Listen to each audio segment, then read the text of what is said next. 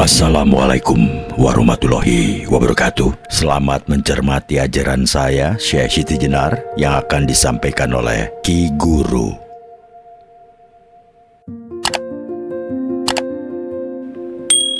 Ki Guru, banyak orang yang salah paham dalam ajaran kelima dari 140 ajaran Syekh Siti Jenar, yang bunyinya adalah tidak usah banyak bertingkah, saya ini adalah Tuhan. Ya, betul-betul saya ini adalah Tuhan yang sebenarnya, bergelar Prabu Satmata. Ketahuilah bahwa tidak ada Tuhan yang lain selain saya. Tolong jelaskan makna ini, Ki Guru. Ya, memang benar. Kutipan tersebut seringkali disalahpahami secara tekstual dan dianggap sebagai bentuk kesombongan atau penyimpangan besar. Namun dalam tradisi tasawuf dan spiritualitas Jawa, ajaran Syekh Siti Jenar perlu dilihat dari kacamata Manunggaling Kawula Gusti atau penyatuan hamba dengan Tuhan.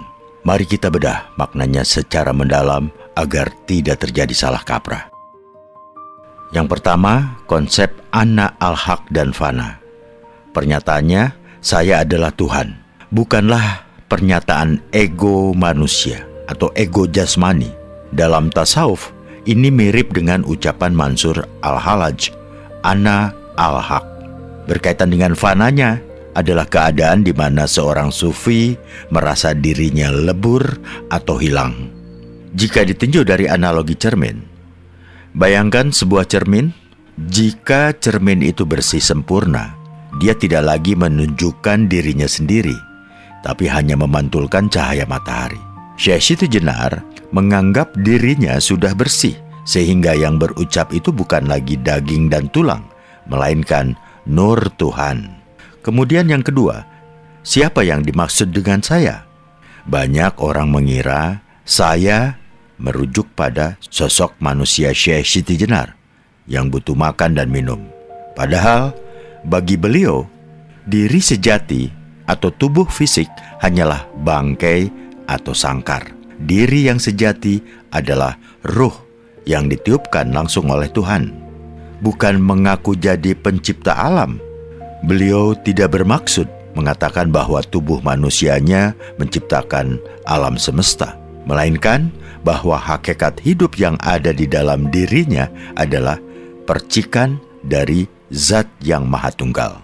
Kemudian yang ketiga, gelar Prabu Satmata. Nah, gelar ini sangat penting untuk dipahami secara filosofis. Satmata berasal dari kata sak atau satu, dan mata artinya yang terlihat oleh mata batin atau mata yang tunggal. Ini adalah simbol bahwa dalam pandangan beliau tidak ada dualitas atau dua hal yang berbeda antara pencipta dan ciptaannya.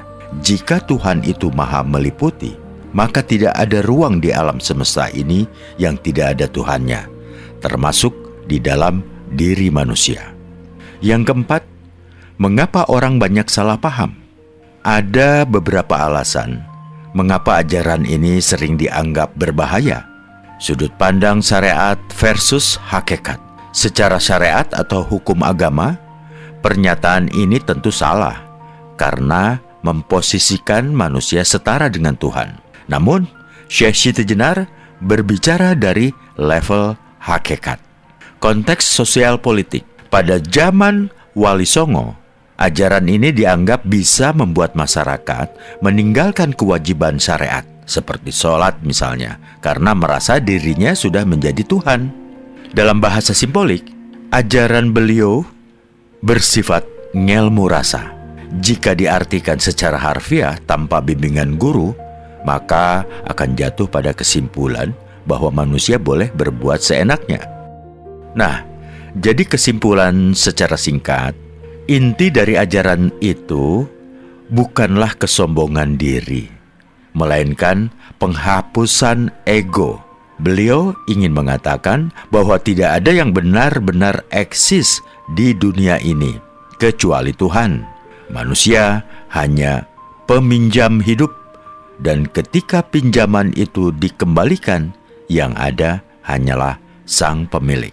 Jadi yang terpenting, memahami ajaran ini butuh kerendahan hati, bukan untuk digunakan sebagai alat pamer tingkat spiritualitas.